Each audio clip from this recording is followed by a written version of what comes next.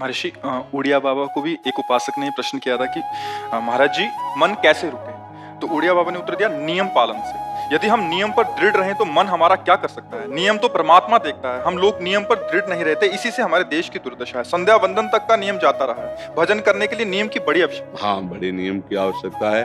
तो जैसे प्रातः काल से सायंकाल तक की हर व्यक्ति की अपनी एक दिनचर्या होनी चाहिए। ऐसा नहीं कि आज हम 4 बजे उठे, कल 7 बजे उठे, पर फिर मन को आप कंट्रोल नहीं कर पाएंगे। मन के लिए एक दिनचर्या होनी चाहिए कि हमको 10 बजे सोना है, 4 बजे उठ जाना है, तो फिर 4 से 4:15 नहीं होना चाहिए, 4 बजे उठ जाना, ऐसा नियम बना ले। और उठ करके हमको थोड़ी देर नाम जप करना है, थोड़ी देर हमें वाणी जी का गायन करना है, थोड़ी देर हमें ध्यान, एक अपनी दिनचर्या। फिर हम अपने संसार के कार्य के नियम, जो संसार के कार्य हैं, उनको भी करते हुए भगवान को समर्पित करें। जैसे जो पद में है, जो आपको राष्ट्र सेवा मिली है, जो आपको समाज सेवा के पद मिले हैं, या आपको जो घर की सेवा के कार्य मिले हैं, उनमें बहुत धर्म पूर्वक आचरण होना चाहिए। अगर आप अधर्म आचरण करते हैं, अपने पद का दुरुपयोग करते हैं, तो आप सुबह जग करके थोड़ा माला चला लीजिए, फिर भी आपका कल्याण नहीं होगा, क्योंकि आप अपने पद का, अपने सेवा का दुरुपयोग कर रहे हैं। जैसे हम जानते हैं कि अधर्माचरण है, ये अधर्मी है, हमें पता है दोषी है, और वो हमको कुछ धन दे देता है, और हम उसको मुक्त करवाने की बात सोचते हैं, और जो निर्दोष है उसको फंसा देते हैं। अब तुम चाहे जितना माला चलाने की कोशिश करो या दान पुण्य करो, वो तुम्हारा अधर्म आचरण, वो अधर्म का धन तुम्हें सतमार्ग में नहीं चलने देगा। नियम लेना चाहिए कि जिस पद में है, जिस धर्म में है, जिस कर्तव्य में है, चाहे कुछ भी हो जाए, हम अपने कर्तव्य से विमुख नहीं होंगे। जितना जप महान है, उतने कर्तव्य महान है। दोनों बातें समझना है। जब माला फेरा और इसके बाद बेईमानी, अधर्माचरण, इनका कोई नियम नहीं है कि हमें कैसे चलना है, तो वो माला काम नहीं कर पाएगा, क्योंकि उसका तभी सत्य भाव माना जाएगा माला जपला जब धर्माचरण है। धर्माचरण नियम से।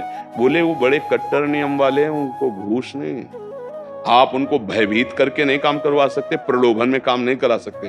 ये हमारी गृहस्थी है ना, तो गृहस्थी के पालन के लिए धन चाहिए, और धन के लिए हम धर्म को आगे रखें, धन को नहीं। धर्म को, हमारा कर्तव्य क्या, प्रायः जैसे पूज्य बाबा ने कहा, आज हमारे देश में बहुत दुर्दशा हो रही है। दुर्दशा हो रही, क्यों? क्योंकि सब अपनी जगह से गलत हो रहे हैं। अगर अपनी जगह हम ठीक रहे तो हमारी दुर्दशा नहीं होगी। हमारा भजन कम होगा, लेकिन हम धर्म से चल रहे हैं तो हम विजयी होंगे। हम भगवान को प्रसन्न कर सकते हैं, क्योंकि हमें जो कार्य मिला है वो भगवान का ही कार्य, सृष्टि भगवान का कार्य। जैसे नए बच्चे कुछ वकालत पढ़ रहे थे, तो यहाँ आके प्रश्न किया था कि हम जानते हैं कि वो दोषी नहीं है, हम जानते हैं कि वो दोषी है, पर दोषी हमें पैसा दे रहा है, तो हम वकालत पढ़ी इसीलिए, हम उसको जिताएंगे, तो क्या कोई पाप है? तो उनका खुला पाप है। बोले नहीं, हमारी कोई ऐसा कंपनी दो, ऐसा कुछ बोले कि हमारी कंपनी को ये सिखाया जाता है, तो हमको तो ये करना ही होगा, अगर नहीं करेंगे तो हमारी वकालत का मतलब क्या रहा? तो नहीं, वकालत का मतलब अधर्मी को मुक्त करवाना नहीं है। वकालत का मतलब अधर्मी के सबूत एकत्रित करके उसको दंड दिलवाना है, और धर्मात्मा को मुक्त करवाना है। अब इसके लिए आपके पास अर्थव्यवस्था अगर कमजोर भी है, तो धर्म व्यवस्था आपकी पूरी है। धर्म व्यवस्था ठीक है तो परिवार स्वस्थ रहेगा, सुखी रहेगा, भगवान आप पर प्रसन्न रहेंगे। अच्छा, फिर हमने तर्क रखा कि जैसे आपकी बहन के साथ कोई गलत व्यवहार करे, आपको पता है, और वो आपको 10 लाख रुपया घूस दे, तो क्या आप उसका पक्ष लेंगे? नहीं। तो फिर दूसरी बहन के साथ किया। अब यहां विचार करना है ना, अपने भाई का अगर कत्ल किए हो, मुझे पता हो कि ये दोषी है, तो क्या हम पैसे से उसको मुक्त करने देंगे? लगेगा कि जान की बाजी लगा देंगे, और तुम्हें हम ऐसे ही एक गरीब आदमी की किसी ने हत्या की है, तो आपका पक्ष बनता है। पर यह ज्ञान कहां मिलेगा? बिना अध्यात्म के ये ज्ञान तो मिलेगा नहीं। ज्ञान तो इस बात का मिला कि कैसे पैसा कमाया जाए। अच्छा, वो पैसा यदि अधर्म से आया है तो आपकी दुर्दशा कर देगा, आपकी बुद्धि भ्रष्ट कर देगा। तो जो बाबा कह रहे हैं कि आज हमारे समाज की बड़ी दुर्दशा हो रही, उसका कारण यही है कि हमें अध्यात्म का ज्ञान नहीं, हमें धर्म का ज्ञान नहीं, और बड़ी बड़ी गलतियां हो जाती है। बिल्कुल पता है आदमी निर्दोष है, और हम धन के प्रभाव से उसको दंड दे देते हैं। वो दंडा भगवान जब आपको पलट कर देंगे तो आप सह नहीं पाओगे। उसका परिणाम बहुत बुरा होता है। तो इसलिए समाज को चाहिए अपने अपने कर्तव्य का पालन करते हुए एक नियमावली बना ले। जैसे कुछ दुकानों का नियम होता है कि वहां फिक्स रेट होता है, नहीं होता? वहां ये नहीं चलेगा कि कसम से कहते हैं कि तुम्हें हम अपना जान करके कि 100 रुपया मीटर ये मिला है, हम बिल्कुल मुनाफा नहीं ले रहे। नहीं, झूठ क्यों बोल रहे हो? दुकान खोले मुनाफा के लिए, झूठ क्यों बोल रहे हो? नहीं लेंगे मुनाफा, हम जितने का लाए हैं उससे मुनाफा लेंगे, पर 120 रुपया मीटर देंगे, कपड़ा बढ़िया है, नाप फिट है, इससे नीचे नहीं उतरेंगे, हमें सफाई देने की जरूरत नहीं है कि हम कसम खाते हैं या ऐसा। हम जानते हो ये बिजली है, दुकान है, नौकर लगे हैं, तो इसका मुनाफा लेने के लिए दुकान खोलें, कोई दान करने के लिए तो नहीं। तो सबको पता है मुनाफा लेगा, लेकिन एक फिक्स दाम, उससे 10-20 रुपया का मुनाफा लेकर के हम उसको बेच रहे हैं। लेकिन झूठ क्यों बोले? बोले झूठ के बिना धंधा नहीं चलता। नहीं, ऐसा नहीं है। अब असत्य बोलोगे तो उससे जो आपको मुनाफा मिलेगा वो आपकी बुद्धि भ्रष्ट करेगा, और सत्य है कि मुनाफा के लिए है वही चीज, और आप एक फिक्स रेट में दे रहे हैं, बढ़िया है। अब अगर आप कोई मिलावट करके भोजन सामग्री दे रहे हैं, आपको पता है, तो जो खाने वाले के हृदय में बैठे हुए भगवान है वो तुम्हारे जीवन में मिलावट कर देंगे, तुम्हारा जीवन महान दुखमय हो जाएगा। ये कहां समझा जाता है? एक आदमी सिंथेटिक दूध बना रहा है, उससे कहो ये अपने बच्चे को पिला, नहीं पिलाएगा। फिर ये दूसरे का बच्चा जब पिएगा तो उसकी हालत क्या होगी? दूसरे शरीर में जाएगा तो हालत क्या होगी? वो केवल धन की बुद्धि रखता है। एक आदमी घी में केमिकल मिला रहा है, एक ऐसे अभक्ष्य पदार्थ मिला है, वो स्वयं नहीं खाएगा, लेकिन वो होटलों में भेजा जाएगा, हजारों लाखों लोग खाएंगे, बीमारी बढ़ेगी, उसको रुपया से मतलब है। ये चीज, ये दुर्दशा हर जगह धर्म का ज्ञान न होने के कारण फैल रही, नहीं फैल रही। एक मरीज बीमार है, असली दवाओं में पैसे ज्यादा है, नकली दवा लेकर के असली के दाम में बेच देना, उसको बिल्कुल फायदा ना होना। लेकिन परमात्मा देख रहा है, तुम जानते हो नकली दवा है, वो तो नहीं जानता बेचारा, ज्यादा पढ़े लिखे नहीं, किसान आदमी गांव का आया है, तुमने दे दिया और उसने पैसा दिया असली के। अब वो पैसा तुम्हारी बुद्धि भ्रष्ट करेगा, तुम्हारे परिवार में कलह पैदा करेगा और तुम्हारा पतन कर देगा। ऐसे हर डिपार्टमेंट में, हर विषय में यदि हम अपने धर्म से चले, अपने सत्य से चले और थोड़ा भी भजन होगा, वो आपको उत्तम गति प्रदान करेगा। पर ऐसा कहां समझ में आ रहा? अध्यात्म के बिना भला ऐसा समझ में आएगा? तो इसीलिए कह रहे हैं हमारे देश की दुर्दशा हो रही। पूर्वजों में पहले यह था कि हमारा धर्म नहीं जाना चाहिए चाहे प्राण चले जाएं, हमारा चरित्र नहीं जाना चाहिए चाहे सर्वस्व नष्ट हो जाए। आज इसकी कोई परवाह नहीं, तो उसी से बुद्धि भ्रष्ट हो जाती है, जीवन एक पशुवत आचरण वाला हो जाता है और वो अपने को बड़ा सुखी समझने लगते हैं कि हमारे पास बड़ा वैभव है। लेकिन प्यारे, उस दिन को याद करो जिस दिन तुम्हारा आखिरी समय होगा, ना तुम्हारा फार्म हाउस जाएगा, ना महल तुम्हारा जाएगा, ना बैंक बैलेंस जाएगा, ना कोई व्यक्ति और ना ये शरीर। अब तुम्हारे कर्म तुमको भोगवाएंगे। उस समय की कौन याद करता है? अगर उस समय की याद हो तो भय लग जाए कि नहीं नहीं, पाप नहीं करूंगा, क्योंकि जाना है यहां से। अच्छा, कब जाना है कुछ पता नहीं, किसी भी समय ट्रांसफर हो सकता है इस शरीर से। तो हमें लगता है कि महापुरुषों के जो वचन है कि हमें एक नियम से जीवन जीना चाहिए, धर्म पूर्वक जीवन जीना चाहिए, अपने कर्तव्य का पालन करना चाहिए। जो हमारे लिए कर्तव्य, आज प्रायः धन प्रधान बुद्धि होने के कारण कर्तव्य स्वाहा हो रहा है। एक विद्यालय में विद्यार्थी के लिए जो गुरु पद में बैठा है, उसका क्या कर्तव्य है? वो अपने कर्तव्य को भूला हुआ है।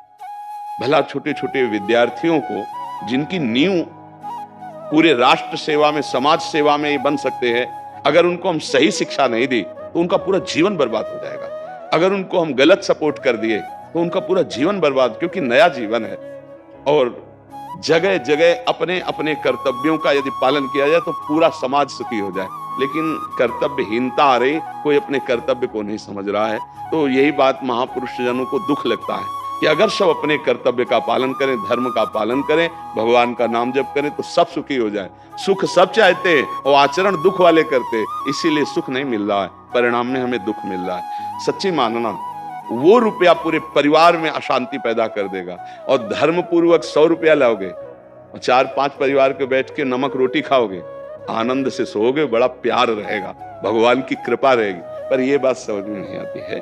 तो ये वृत्ति अगर छोड़ी ना जाएगी तो कुछ भी कर लो, कहीं भी दान पुण्य कर लो, लाभ नहीं मिलेगा। अगर दान देने की बात कही गई है तो धर्म पूर्वक कमाए हुए धन से, अगर आप मेहनत से कमाए हो ना, 10 रुपया दे दोगे ना, तो 10 रुपये का वो आटा लाके अगर 2 रोटी खाएगा तो खूब वजन होगा। वो आप 1 लाख रुपया बेईमानी कर रख दोगे ना, तो बैठे बैठे वो गंदा ही सोचेगा, वजन नहीं होगा। उसका गंदा सोचना और आपका गंदा करना दोनों मिल करके, उसके कारण भी तो आप बने ना, तो आपका ही पतन हो जाएगा। उसको तो भगवान बचा लेंगे, क्योंकि भगवान की शरण में है। तो मुझे लगता है अधर्म के धन से कभी किसी को लाभ नहीं मिलता। तो अपने कर्तव्य का पालन करते हुए यदि नाम जप किया जाए तो बहुत जल्दी हमको लाभ प्राप्त हो जाए। बहुत सुंदर मतलब ये चर्चा होती है, अगर आप लोग इसको धारण कर लें तो निहाल हो जाएंगे। सच्ची कह रहे, ये जो बातें हैं ये बहुत सुंदर जीवन को पुष्ट करने वाली हैं, पर आप धारण कर लें तो बात है। नहीं तो जैसे लाभ दिखाई दे रहा 50,000, तो ये बातें भूल जाओगे, ये बातें अच्छी नहीं लगेंगी। हे यार, बहुत बढ़िया काम घर में आएगा, पर हमारी ये बात ध्यान रखना, वो 50,000 घर में अशांति पैदा कर देगा। सच्ची मानना, आप धर्म से चलना, धर्म से चलोगे तो भगवान तुम्हारी रक्षा में रहेंगे। अधर्माचरण, देखो कैसी कैसी घटनाएं होती हैं। बढ़िया कार है, फिल्मी गाना लगाए चल रहे हैं, और वो एक्सीडेंट हुआ, आग लग गई, बाहर निकल ही नहीं पाए, वो अंदर ही जल गए। क्या हुआ? ये करोड़ों रुपए की कार भूंज दिया तुमको अंदर ही बैठा के, धू धू करके आग लग गई, अंदर जल। ऐसे जलना चाहते हो, या भगवान के आनंद में चिंतन करके शरीर छोटे हो फिर दाह संस्कार हो? ऐसे ये सब लोग भगवान के नाम का कीर्तन करते ही जा रहे, फिर आपका अंतिम संस्कार वहां जीवित जल गए। क्या हो सकता है? एक एक पल तुम्हारे कर्म का हिसाब होगा, एक एक सेकंड का। ऐसे कर्म करो कि हमारा अच्छा हिसाब हो, बुरा हिसाब। ये मत समझो कोई देख नहीं रहा, वो देख रहा है जिसको हिसाब करना है, वो देख रहा है। उसके लिए कोई वकील या किसी सबूत की जरूरत नहीं होती, वो सर्वांतर्यामी आपके अंदर बैठे ही देख रहा है। तो सदैव जैसे सत्संग सुन रहे हैं, तो अगर हाथ जोड़ के प्रार्थना है, थोड़ी भी बात मान लोगे तो आप सच्चे सुख के मार्ग में चलने लगोगे। नहीं तो भाई बहुत गंदी हवा चल रही है, माया की बहुत गंदगी ऐसी फैल रही। कलिकाल है ना, कि ये बातें किसी को पसंद नहीं आती। वो बात बताओ कि हम कितना रुपया कमा ले, कैसे कितने भोग भोग ले, और वो अध्यात्म में नहीं है। आपको सच धोखे में मत रहना। अध्यात्म में है, जितना आप धर्म से चलोगे उतना सुखी होगे, और लोक में जितना धन मिल जाएगा उतना सुखी माना जाएगा। लेकिन वो सुख नहीं है, वो चंद मिनट के लिए हाइलोजन की तरह जलेगा, फ्यूज हो जाएगा। और धर्मात्मा दीपक की तरह जलेगा, पर बहुत काल तक चलता रहेगा। इन बातों का चिंतन कीजिए, खूब नाम जप कीजिए, और भगवान के भरोसे रहिए, गंदे आचरण मत कीजिए।